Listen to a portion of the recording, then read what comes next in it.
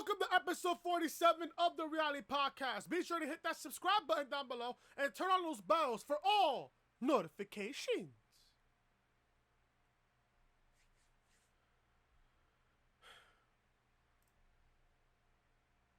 Class is in session, folks. Have a seat.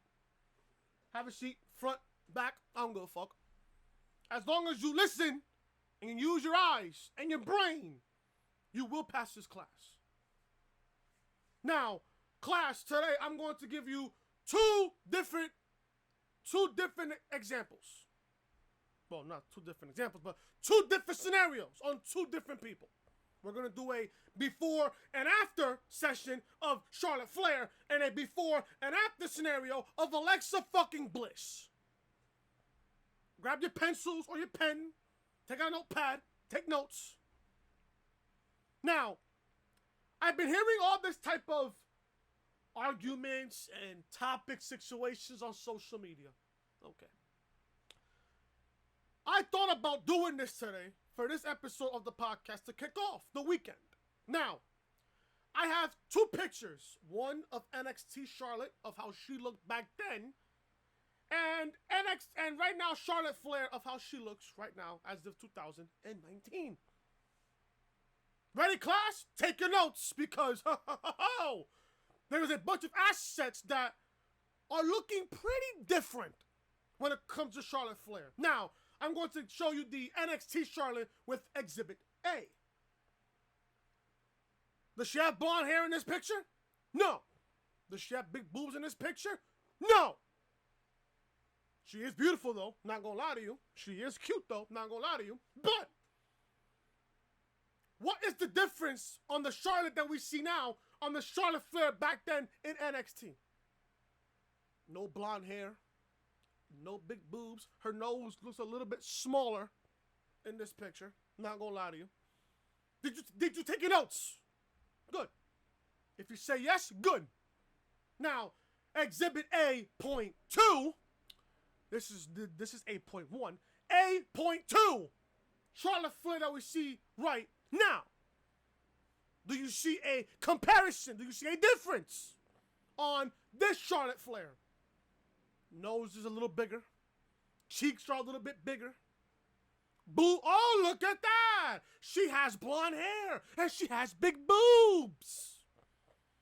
Folks, you cannot ignore the fact that Charlotte clearly took plastic surgery throughout her entire WWE run. You cannot sit there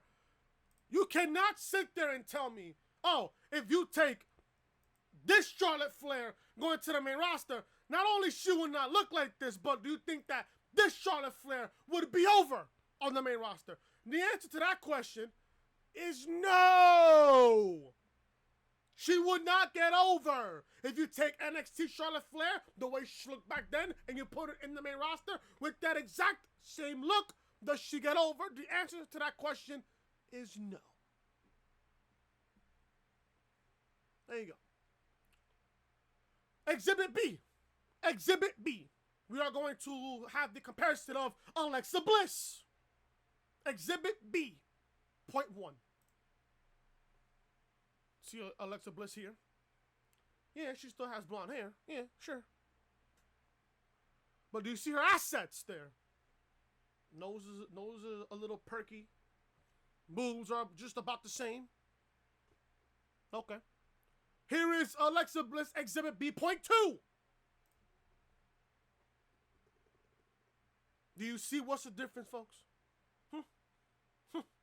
Do you see what's the difference? Oh, her ass is bigger. Boobs is a little bigger. She's still short, though. 5 feet of fury in my ass. And her nose, oh, look at her nose. The same exact nose. Folks, plastic surgery is no fucking joke when it comes to Charlotte Flair and Alexa Bliss. If you guys don't see the difference between those two, I don't know what to tell you. If you don't see the difference between both Charlotte Flair and Alexa Bliss in 2019, there's no saving you whatsoever. There's no saving you. The fact that people are saying, oh, Charlotte's the greatest. Oh, Alexa's the greatest. Oh, Vince and his blonde hair agenda is all fake. It's all fake, folks. All fake. How come Vince is not putting people over like Sasha Banks, Bayley, Ember Moon, Asuka, among others? Among others. How come Vince is not putting those people over? Because they can't speak English. Oh, they're not really that good in the ring. Even though Bayley, Sasha Banks, Ember Moon, and Asuka, and Kairi Sane, and all the other women that Vince is not pushing, they're great in the ring. They're great in the ring. Alexa, she's fucking garbage. Charlotte, people say Charlotte's overrated, but that's on you. That's your topic there. That's your opinion there. You cannot. Now, one thing I want to say about Charlotte, you cannot, and I repeat, you cannot ignore the fact that her last name is Flair. Why do you think Charlotte is an 8-time women's champion? Her last name is Flair. She has blonde hair and big assets. You can't sit there and tell me otherwise. You really can't. You can't sit there and tell me otherwise. If you're a Alexa Bliss fan, you shouldn't be watching wrestling at all. Alexa is fucking garbage in the ring. Garbage. Charlotte, When it comes to a big match, yeah, Charlotte will deliver. Just look at her match against Ronda Rousey last year at Survivor Series. She delivered. The match is fantastic. The match is fantastic. Look at Charlotte's match against Becky Lynch at Evolution last year in that last women's standing match. Fantastic. Fantastic. I'm not going to say anything else good about Charlotte. Other than that, I think she's overrated. My honest opinion, she's overrated. Let this conversation stop about the fact that, oh, Alexa Bliss and Charlotte Flair are blondes. Vince loves his blondes. You think that's going to happen when Triple H eventually takes over? No. It's not going to happen. The blonde agenda will end when Triple H eventually becomes CEO of World Wrestling Entertainment. And then he has to battle against All Elite Wrestling. The truth there. It's the complete fucking truth. So, whatever this whole topic is on social media about, plastic surgery and certain people that Vince wants to push and shit like that, cut it. Cut it. You're just blind about the fact that Vince loves his blondes and Vince doesn't want to push the superstars that's there on the main roster. If you don't see that Vince has a blonde agenda, you're fucking blind. You're more blind than a fucking bat. That's how blind you are. You're more blind than Ray Charles, God rest his soul. It's completely the fucking truth. And if you don't accept that, I don't know what to tell you at all, folks. I really fucking don't. I really don't. What else do you want me to tell you that I haven't even told you already? Alexa Bliss is garbage. Charlotte's overrated. And I wonder, what the fuck happened to Lacey Evans? We haven't seen Lacey Evans since Extreme Rules. Where's Lacey? I don't know. I really don't know. Whatever she's at, keep her there. Keep her there. Oh, and by the way, about all these fucking degenerates on social media, you need to cut yourself off, honestly. You need to seriously have a life. Honestly. I've had this fucking virgin on social media fucking keep tweeting and tweeting and tweeting and tweeting and tweeting. I'm like, yo, fuck off. Please. Honestly. Get the fuck up out of here, bro. Honestly. This is episode 47 of the Reality Podcast right here on the channel. Today we will be going over the NXT TakeOver Toronto preview and predictions, and also with some news that I have here on the podcast. But I want to kick off the podcast with this particular story. And this story really caught my eye real fucking fast. As soon as I was looking over to the news, I'm like, you know what? I gotta start the podcast with this particular part of news here. News on Triple H, if I can find it here. Honestly, if I can find it here. There's a bunch of news I have here. Triple H on if there are plans in place after Vince McMahon retires from WWE. WWE. Vince McMahon runs World Wrestling Entertainment with an iron fist, not literally and figuratively, but he is 73 years old. Therefore, he might only have another 30 years left in him at this rate. During Triple H's recent teleconference, he was asked if there are plans in place when Vince McMahon can no longer run the company in his current capacity. Most people assume that Vince McMahon will run the company until his dying breath, and they are probably correct because there isn't an ounce of quit in him. Then again, he's already a billionaire and has a football company to run. So Vince McMahon could always surprise us all and quit with World Wrestling Entertainment on some random Tuesday afternoon, just after tearing up a script for SmackDown Live this past Tuesday. Triple H replied to this idea, saying that there are always plans in place in case anyone can no longer do their job or moves on. He actually avoided answering the question regarding whether he was the heir apparent to Vince McMahon's throne in the gorilla position. This is what Triple H said, and I quote, I mean, look, there are, in any company of this size, and with everything we do, you have to have succession plans, and you have to have next level of where you want to go, you know? There is no heir apparent, first of all, because Vince is not stepping away.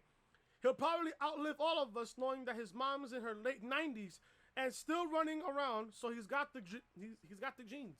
He'll probably outlive all of us, but there are succession plans for everything. Plans change on the regular because this company changes on the regular. In 5 years, it'll be a total different place than it was 5 years ago.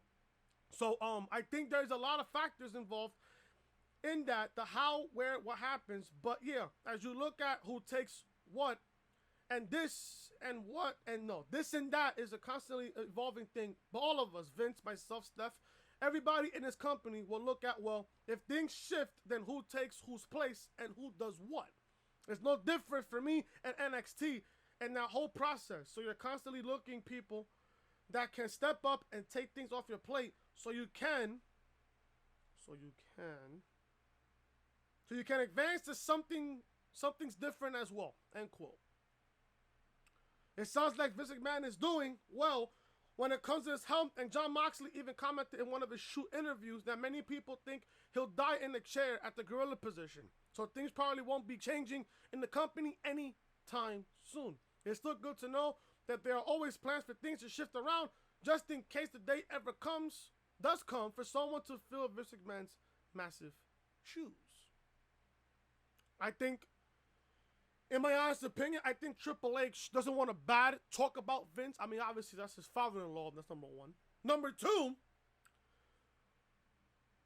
I think this is just a political answer. I think this is just a political answer because Triple H is obviously, Vince has Triple H in his ear almost every single time when it comes to call-ups, you know, from NXT, stuff like that. Who Vince wants from NXT, who he doesn't want from NXT, stuff like that. I honestly think that it's only a matter of time for Triple H takes over the day-to-day operations of World Wrestling Entertainment. It's only a matter of time. Because I say this every single time on Twitter, and I say this every single time on YouTube. The longer Vince is running this company, the more he's killing. The more he's killing. The longer Vince is in this company, the more he's killing him. Especially with this company called All Elite Wrestling. You think Vince for 1 second is going to compete with All Elite Wrestling? No. He's not going to. He's going to let Triple H do it. And Triple H is going to have NXT do all the talking. Do all the talking. In my honest opinion here, again, I think this is just a political answer. I think Triple H does not want to bad talk Vince. I don't think Triple H will stab Vince in the back. I know he's not like that. I know he's not. Triple H is going to let NXT do all the talking when October rolls around with AEW's television show on October 2nd. I think there is plans in place after Vince is gone. Or Vince retires. I think there is a plan. Will they obviously let us know about that plan? No. It's just going to come out of nowhere. And when it happens, you'll see it happen. You'll see it happen. But do I think Triple H will take over? Yes, I think he will. I think he will take over. Just look at NXT. Look at TakeOver tomorrow night, for example. Are you going to complain about TakeOver tomorrow? No. Are you going to sit there and complain about SummerSlam? Yeah, you are. SummerSlam is fucking garbage. SummerSlam is fucking garbage. So that's my stance on that. If you guys don't know who I am your boy Chris. Thank you guys so much for tuning back into the channel on this Friday, August 9th, 2019. Thank you guys so much for tuning back into the channel. If you guys are excited for NXT TakeOver Toronto tomorrow night, I want you guys to smash that like button. Leave a comment down below. What are your predictions for NXT TakeOver Toronto? Who do you have winning all the matches for TakeOver? And also, if you guys are new to the channel, be sure to show your support by hitting that subscribe button down below and turn on those bells for all notifications. NXT review live on the channel right now. Killian Dane brutalizes Matt Riddle. Honestly, this is just nothing but a punishment situation for Matt Riddle for his comments on Bill Goldberg. Link to NXT review will be in the annotation above that you see on the upper right hand corner of your screen. Check out SmackDown Live review from this past Tuesday. Roman Reigns finds out who attacked him, as in meaning the forklift situation. It was Rowan, from what people say. It was Rowan. Now, I'm going to guess if Rowan was behind the forklift situation, Daniel Bryan was behind the car incident on the parking lot on Monday Night Raw. Anyways, SmackDown review will be in the annotation above that you see on the upper hand corner of the screen. This is the official home of the Reality Podcast, so make sure you are connected with me on social media. As you see right there, Twitter, Chris from Loring, and Snapchat, Chris Most Hated, and you see my schedule with Monday Night Raw review on Monday, Tuesday on SmackDown review, Wednesday NXT review, Thursday Crash Team Racing, which I'll give you guys episode 4 next week. I apologize. And Friday, Saturday, Sunday episodes of the Reality Podcast right here on the channel. Let's begin episode 47 of the Reality Podcast right here on the channel. We're going to kick off episode 47 of the Reality Podcast with this piece of information.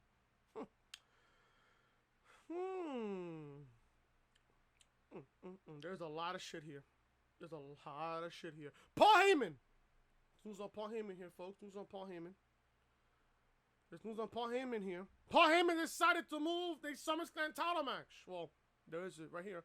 Paul Heyman decided on moving SummerSlam title match. Now, SummerSlam event will be a very long show, but it'll be the -1 match thanks to Paul Heyman. The women's tag team titles were defended on Raw this week instead of the biggest party of the summer, or should I say the lamest, boringest party of the summer. This was a very interesting move, but the Wrestling Observer newsletter noted that it was a Paul Heyman decision. That was said to be, and this is what Wrestling Observer newsletter said, and I quote, Dave Meltzer, obviously, and I quote, that was said to be a Paul Heyman decision, probably figuring the title change would mean more with a longer match and could be showcased better rather than being a forgotten part of a long show. Paul Heyman, you're a smart guy.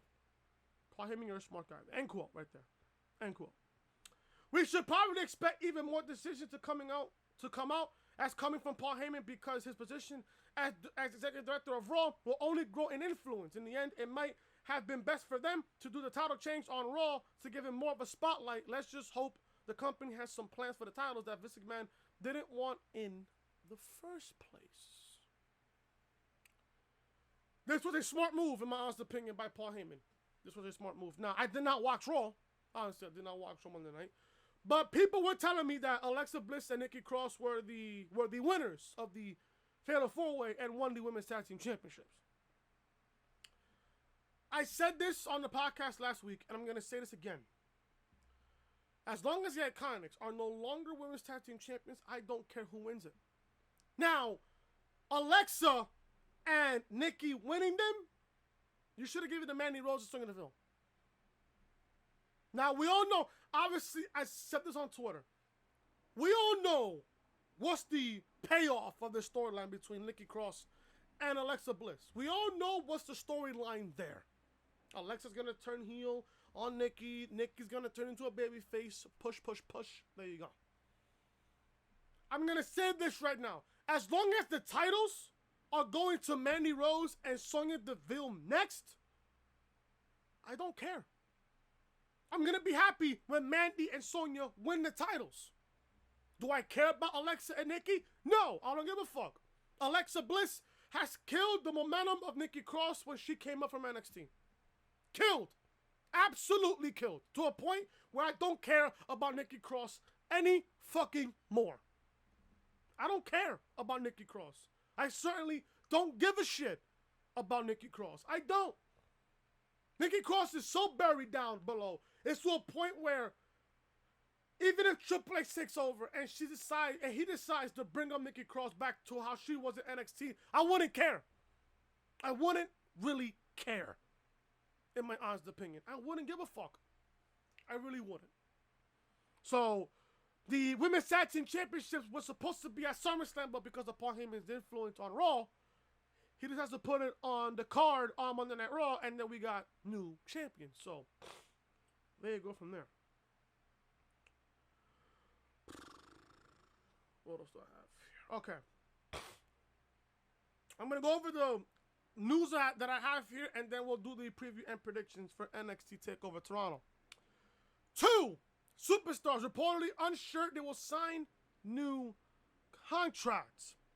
WWE isn't the only option out there in the pro wrestling world anymore, and that fact is becoming hard to ignore. Now 2 more superstars might be weighing their options. You guys are gonna wonder. You guys are gonna really be surprised on who it is. Rusev and Lana. Rusev and Lana. I forgot Rusev was still active on the fucking main roster. Rusev and Lana haven't been seen on TV for a while. It is said that they had requested a vacation, but they were being largely ignored beforehand as well. Now, Brad Shepard reports that Rusev and Lana are currently unsure if they will resign with WWE when their contracts come to an end. Knowing Vince, he will probably add more time to Rusev and Lana's contracts because, hey, they haven't been using them at all. This is what Brad Shepard said, and I quote, according to a source in the company, it's possible that Rusev and Lana may not re-sign with the company. They're currently weighing their options, end quote. WWE obviously doesn't want to let anyone go, but if the 2 don't sign new contracts and let them run up there might be nothing they can do to stop them. We'll just have to wait and see what happens next. But Rusev could easily find other opportunities if his contract indeed runs out.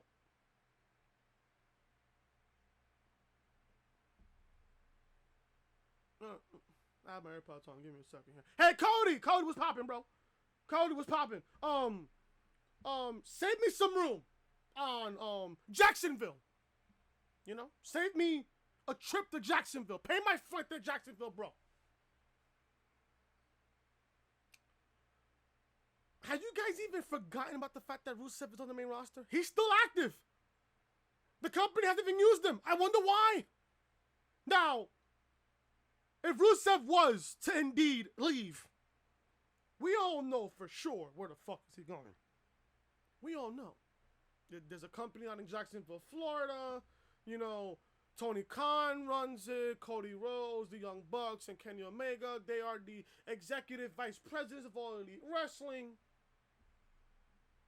It's not that hard to figure out. Or I could see Rusev in New Japan. I could see Rusev in New Japan. I certainly can. Imagine Rusev in All Elite Wrestling. Rusev, listen.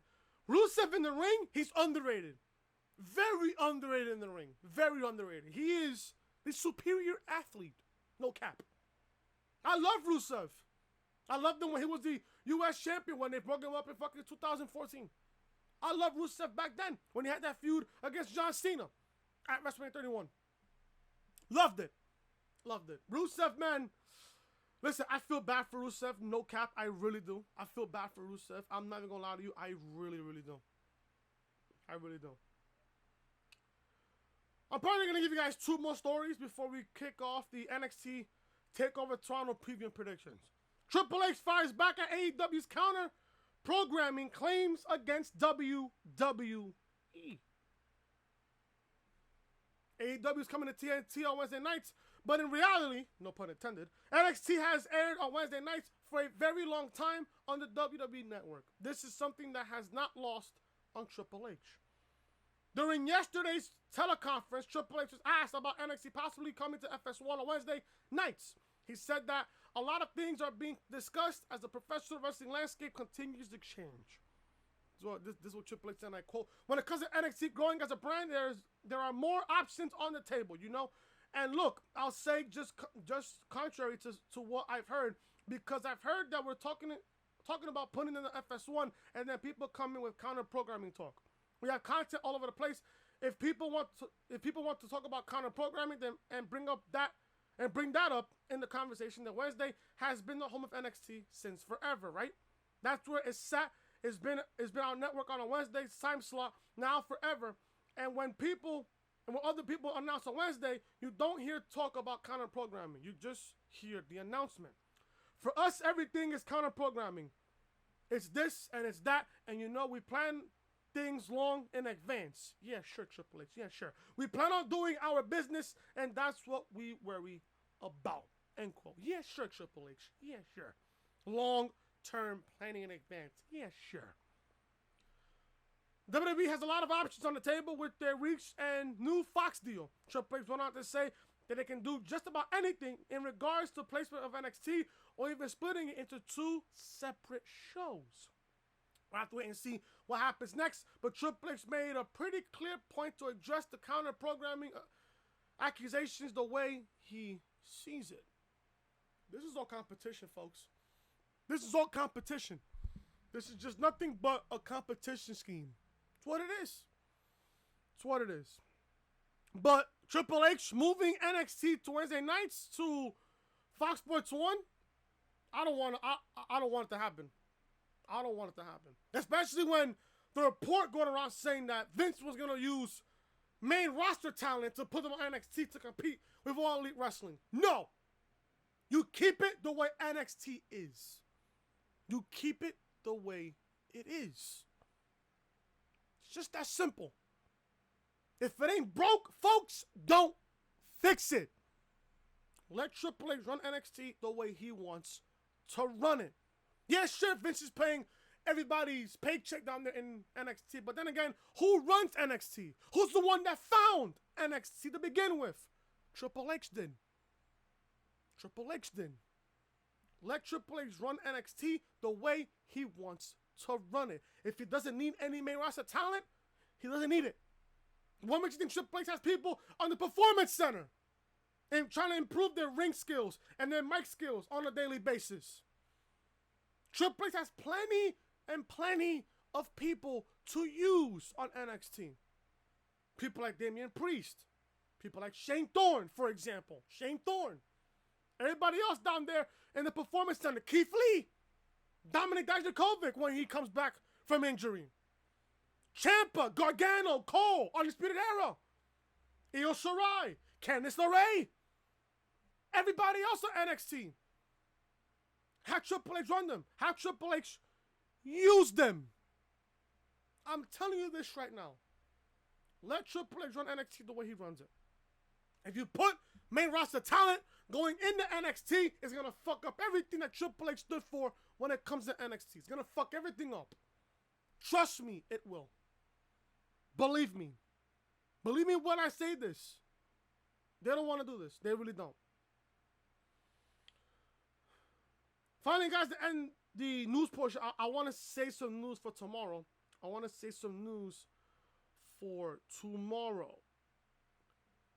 WWE ticket prices are scary low for Toronto events. Now, from what I heard, TakeOver is a sellout crowd from what I'm hearing for TakeOver.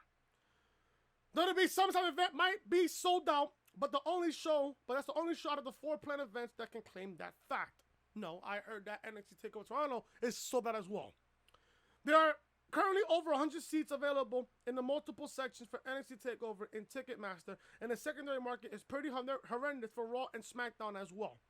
The Wrestling Observer newsletter notes that even SummerSlam tickets have taken a dive in price on the secondary market. Currently, the lowest price for a ticket for SummerSlam is $95 with 1,700 tickets available. Raw is at $11 with 1,060 tickets left. SmackDown is at $9 with 880 seats left, but NXT takes the cake. Fans can buy a ticket to see NXT TakeOver Toronto for $7, and there is 950 seats still available on the secondary market.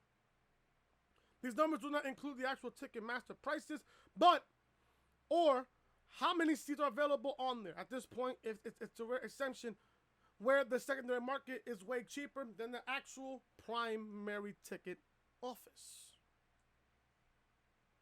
From what I heard, and Arnold even told me this himself, NXT TakeOver Toronto is sold out. It's sold out. That's from what Arnold told me on Twitter. Now, of course, Raw and SmackDown are not going to sell out because obviously, who gives a fuck about Raw and SmackDown?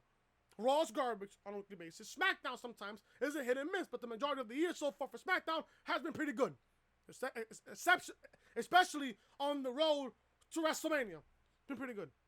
Road to SummerSlam has been pretty good on SmackDown's side. It's been pretty good on SmackDown's side. But I did also hear yesterday, and news broke yesterday, that SummerSlam in 2020 will be in Boston. Will be in the TD Garden in Boston. I love how SummerSlam now is sticking to the East Coast. Good. I'm even thinking about going to SummerSlam next year, but then again, I want to go to Access next year for Tampa next year during WrestleMania weekend. And I'm thinking about also going to NXT TakeOver Tampa next year in Tampa. So that I'm thinking about. But SummerSlam sold out, depending who you really talk to. NXT TakeOver, of course, is going to be a sellout crowd, obviously, because it's fucking TakeOver. Fucking TakeOver. Raw and SmackDown for those back-to-back shows. Would I pay a ticket to go to Raw in the Garden? I'm thinking about going to Raw in the Garden. I'm thinking about it. Is it Raw or SmackDown? I'm not going to both shows, but I'm thinking about going to Raw in the Garden. But other than that, I'm not really surprised that TakeOver sold out. SummerSlam obviously is going to sell out because it's in Toronto, and Toronto is a big wrestling city. One of the big wrestling cities is Toronto. Boston next year, I would say Boston is also another big wrestling city. Chicago is a great wrestling city. New York is a great wrestling city. Chicago is a great wrestling city. Los Angeles sometimes can be a great wrestling city. Florida sometimes can be a great wrestling city. Sometimes. But what do you expect? It's World Wrestling Entertainment, folks. It's World Wrestling Entertainment. We are going to go over, that's the end of the news portion of the podcast there. I'm going to right now give you guys the preview and predictions for SummerSlam. No, SummerSlam. TakeOver. Tomorrow I'll give you guys my prediction on SummerSlam tomorrow. Now, we got 5 matches on the card. There was supposed to be 6, but they're putting the NXT Breakout Tournament Finals on Wednesday for NXT. It will be shown. It won't be shown. It will be taped before TakeOver shows up, before TakeOver starts, and then we'll see the Breakout Tournament and the tag team match between Breezango and the Forgotten Sons on Wednesday for NXT. So it's giving you guys a reason to watch, which I don't blame them, but at the same time, is to me it's a bad move. I would love to see Jordan Miles and Cameron Grimes on that TakeOver crowd. I really do. But putting that on Wednesday night gives us at least one reason to watch NXT on Wednesday. It's going to give us at least one reason to watch. We got 5 matches on the card. I'm going to announce the match and how I am using the match order. So whatever I say first will be my match order for TakeOver going down to the main event. Obviously, you guys know my main event obviously will be Adam Cole versus Gargano for the NXT title. That's obviously my main event. If I was to produce the match order for TakeOver, the first match I will kick off, and you want to start this show on fire, hot, scorching hot, I will have the NXT Tag Team Championships kick off TakeOver. Street Profits versus Undisputed Era's Kyle O'Reilly and Bobby Fish for the NXT Tag Team Championships. This match is going to be fantastic. We're going to have new NXT Tag Team Champions. Adam Cole said it. He sees a prophecy for Undisputed Era. He sees Undisputed Era carrying all the men's gold. He says everybody in Undisputed Era will be draped in gold. I love gold! I say Undisputed Era's Kyle O'Reilly and Bobby Fish will become the new NXT Tag Team Champions. The match will be great. The match is going to be fucking fantastic. You get these guys 15, 17, 19 minutes. It'll be a classic. Listen, I love Dawkins and Ford. I love those 2 men. But after they lose the title, there's going to be nothing else for them to do on NXT. They're going to have their swan song. They're going to get called up to the main roster. They'll most likely be on Monday Night Raw because they've been featured on Raw for the past couple of weeks. Not on SmackDown, but on Raw. But I see this match would be the kickoff for NXT TakeOver. And this match is going to set the whole entire set tone for this entire show. I got Angelo Dawkins. No, I actually have Kyle O'Reilly and Bobby Fish winning the NXT Tag Team Championships in a classic match. I think this would be one of the best tag team matches of the entire year. I got Undisputed Era winning the NXT Tag Team titles. After the NXT Tag Team Championships, you're going to go to Candice LeRae versus Io Shirai. That's what I'm doing. Now, this has been a hot feud. Candice LeRae, obviously the babyface here. Io Shirai's a heel. Now, I got Io winning this match because you want to build her up as a credible heel, as a major heel. You have two major heels in NXT. Shayna Baszler, which is the current NXT Women's Champion, and Io Shirai now just turned heel just a few weeks back after that steel cage match, after that fantastic steel cage match on NXT TV. Io needs to be built up as a credible heel, as a major heel in NXT. You gotta have her win. I think the match will be good. Give them a good 10 to 15 minutes. They'll be, obviously, I would give Candice and Io at least a good 10, 12, maybe 15 minutes, a little bit over 15 minutes. I will have them put on a great match. Io's great in the ring. Candice, I want to see more of Candice. We haven't been seeing Candice at all. When it comes to like wrestling wise, we've seen her here and there and stuff like that, but Io has been on NXT for the majority of the year, especially on NXT TV. I want to see Io have a great match against Candice. I think the one person that'll bring Io to a great match is Candice. It's Candice. I have Io Shirai winning over Candice LeRae, and then maybe Io will get another chance at the NXT Women's Championship down the road. So I have Io winning over Candice. After that match, after Io and Candice, you're going to put the triple threat match for the NXT North American Championship. Velveteen Dream versus Pete Dunne versus Roderick Strong. This match is going to be fantastic. Now, if you take Pete Dunne off this match, it's still going to be a great matchup between Roderick Strong and Velveteen Dream. So it's still going to be a fantastic match.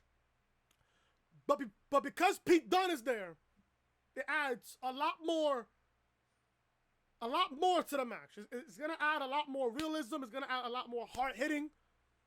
I'm not saying that Roderick Strong and Pete Dunne, and I'm not saying Roderick Strong and Velveteen Dream are not hard hitting folks. They are. But Pete Dunne, he is one psychotic motherfucker. I love Pete Dunne. The reason why Pete Dunne is in this matchup is A, to add the better overall to the show. B, to add more prestige going on in this matchup because Pete Dunne held the NXT UK Championship for over 700 days. Of course, you're gonna add Pete Dunne not only to this takeover, but you gotta add Pete Dunne to this matchup. Now, the only negative that I have to say here is, why is Pete Dunne in this matchup? What did Pete Dunne do to earn a shot at the NXT North American Championship? He hasn't earned nothing to gain a shot at the NXT North American Championship. True, he hasn't. But because Pete Dunne has so much name value, you gotta add him to this matchup. Who do I think wins this match? Roderick Strong. Now, my last thing on why Pete Dunne is being added to this match is not only he's gonna get pinned to be the deciding factor, at the same time, Velveteen Dream does not get pinned. Now, it's triple threat rules. The first man to get a pinfall or submission wins. Roderick Strong is going to pin Pete Dunne and wins the North American Championship. Now, where everybody in Undisputed Era will carry all the men's gold in NXT. This match will be one of the best triple threat matches of the entire year. I think this will be Roderick Strong's best match to date, other than his match against Matt Riddle at TakeOver 25. Other than that, I see Roderick Strong winning the NXT North American Championship. After the triple threat match for the North American Championship, you are going to put Shayna Baszler versus Mia Yim for the NXT Women's Championship.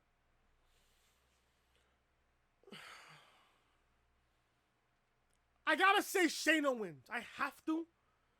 because the simple fact that Shayna Baszler is a dominant woman on NXT's roster.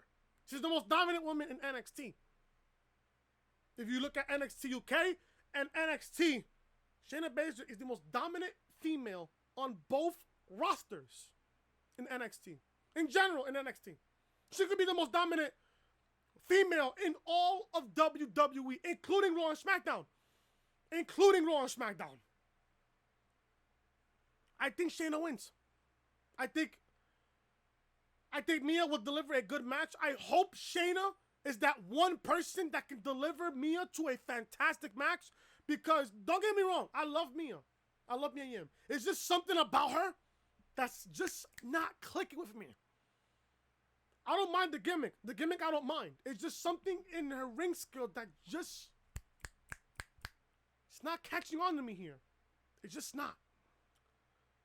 Now, don't get me wrong, I love Mia. She's one of the most beautiful women in NXT. Don't get me wrong. She's gorgeous. She's beautiful. But looks does not take you to a long way. It does not. I think Shayna will retain the NXT Women's Championship, and then from there, what the fuck happens from there? From there, what the fuck happens? Does Shayna get called to the main roster? Or does Mia deliver a shocking win over Shayna Baszler? I don't know. But if I was to guess, if I was to predict this, I have Mia losing to Shayna. I think Mia will look good in this match. It's just that I think Shayna is just too dominant right now. She's just too dominant. She is just too dominant. I got Shayna retaining over Mia Yim, and from there, we don't know what happens from there. Maybe we get another Bianca Belair versus Shayna Baszler. Maybe we get... I have no idea. I have no idea at this point. I really don't know. But I got Shayna retaining the NXT Women's Championship. Final guys main event here. Adam Cole defending the NXT Championship against Johnny Gargano in a 2 out of 3 falls match with a little twist. 3 stages of hell.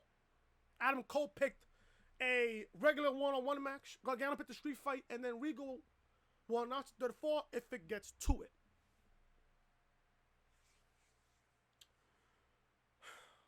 I have both men winning their respective matches. I have Cole winning the first fall. I think Cole's fall will be the first one. I think Cole's regular match will be the first one. Gargano's street fight will be the second fall.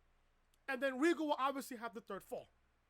Or you can shuffle it. You can have Gargano's street fight first or Cole's second match second. Regal's going to have the third fall regardless. Unless NXT's camera crew does a fantastic job not showing the top of the fucking the top of the arena for NXT for TakeOver. The top of the arena. As long as they don't show that, I think it's gonna be either a cage or a Hell in a Cell, or it could be a ladder match. I love a good ladder match. I love a good ladder match. Regal said this on NXT TV back on Wednesday night to Gargano and Cole. All I know is, guys, Cole, Gargano, you better be prepared. You better be prepared for Regal's third fall. Who knows? It could be last man standing. Who knows? Could be last man standing. It could be loser leaves NXT match. It could be that. I have Cole retaining the NXT Championship over Gargano. In my honest opinion, after Gargano's TakeOver match here tomorrow night, I don't think there's nothing else left to do for Gargano. I don't think there is. Unless, folks, unless I have a storyline prediction here. And I want you guys to really feel, I want to fill you guys in on this. Cole retains the NXT Championship. And by the way, I love JD's take on the Slipknot song Unstained on this Adam Cole Gargano storyline. I just love it. JD is, he has a great mind for the business. He really does. That's why I respect JD. I really do. I respect him a lot. Cole will retain the NXT Championship. Everybody in Undisputed Era will come out, show off their belts. We get the NXT credits on the end. Ciampa comes back. I think Ciampa will show up at TakeOver at some way, shape, or form. I think Ciampa will come up. And he will look at Adam Cole's NXT Championship and be like, yeah, you may have beaten Gargano again, but let me remind you, Mr. Adam Cole, baby, I haven't lost the NXT Championship. I never lost the title. So in Ciampa's mind, it's only going to be a matter of time before Ciampa gets his shot at the NXT title. Now, do you put Ciampa as the babyface or do you put him as a heel? You watch the WWE PC YouTube channel where they show Ciampa's neck surgery, where they showed his wife, where they showed his daughter, and how he was crying and everything else because he felt bad for not being part of NXT TakeOver New York, stuff like that. And his recovery pays for everything else for him for his comeback. You can't feature him as a heel. You can't. You really can't. Cole will be the heel. Ciampa will be the babyface when they go one-on-one for the NXT Championship. Now, when does Ciampa get his shot against Cole for the NXT Championship? TakeOver Chicago or TakeOver Houston? Unless you save Gargano. Unless if you save Gargano. You don't feature Gargano at all until after NXT TakeOver Houston. Or whenever Ciampa wins back the NXT Championship. Triple H has a second opportunity to finish that storyline. Only if Ciampa wins back the NXT Championship. This would be Ciampa's greatest comeback if he comes back and wins the NXT Championship over Adam Cole. I think the only superstar Cole is losing the NXT Championship to is Tommaso Ciampa. It's Tommaso Ciampa. It's Tommaso Ciampa. What does Triple H do with Gargano? I don't know. You don't feature him on TV, or does Gargano get called up to the main roster? Which is what I am fearing about. Gargano's call up to the main roster. That is something I am scared of. How would you guys book Gargano and Ciampa? Do you book Gargano and Ciampa again for TakeOver Ciampa? Or does Johnny get called up to the main roster? Because after TakeOver, there's nothing else for Johnny to do. He's already won the NXT Tag Team titles. He's already won the North American Championship. He's already won the NXT Championship. How do you book Ciampa's comeback? How do you book Gargano after TakeOver? A lot of questions that will have answers tomorrow night. Does Gargano win back the NXT Championship? Maybe. Does he? I say no. I say Cole's prophecy will come to fruition at TakeOver. With Strong winning the North American Championship. O'Reilly and Fish will win the NXT Tag Team titles. And Cole will retain the NXT Championship. That's it. Gargano could be done after TakeOver. He could get called up after tomorrow night. He could be done. Or is a possibility that Gargano wins the NXT Championship and then Ciampa comes back, boom. There you go. Now, I would have Ciampa and Cole compete at TakeOver Chicago. I would have Ciampa win the championship. Gargano comes back. You flip the script. Remember how in Chicago back in 2017, Ciampa stabbed Gargano in the back?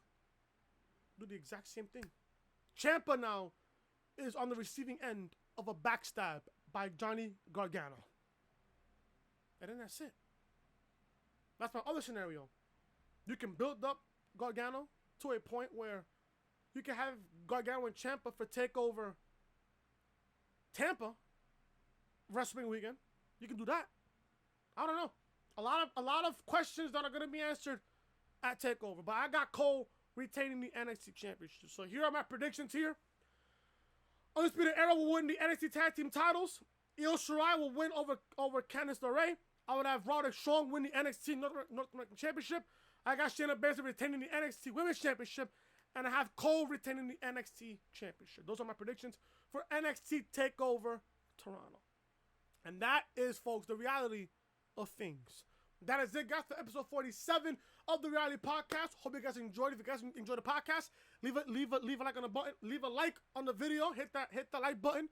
Leave a comment down below. What are your predictions? And what is your match order for NXT TakeOver Toronto? And also, if you guys are new to the channel, be sure to hit that subscribe button down below and turn those bells for all notifications. NXT review live on the channel right now. SmackDown review also live on the channel right now. This is the official home of the Reality Podcast, so make sure you're connecting with me on social media, Twitter, Christian Long, and Snapchat, Chris Most Hated, and there is my entire schedule, my upload schedule here on the channel, and I will see you guys tomorrow for episode 48 of the Reality Podcast, and I give you guys my SummerSlam preview and predictions, and also Saturday night, as soon as TakeOver goes off the air, I will give you guys a review right here on the channel. Till then, I am Chris. Leave a like, comment, subscribe, and share the video all over social media. I will see you guys tomorrow for episode 48 of the Reality Podcast, and also NXT TakeOver Toronto review. Until then, talk to you guys later.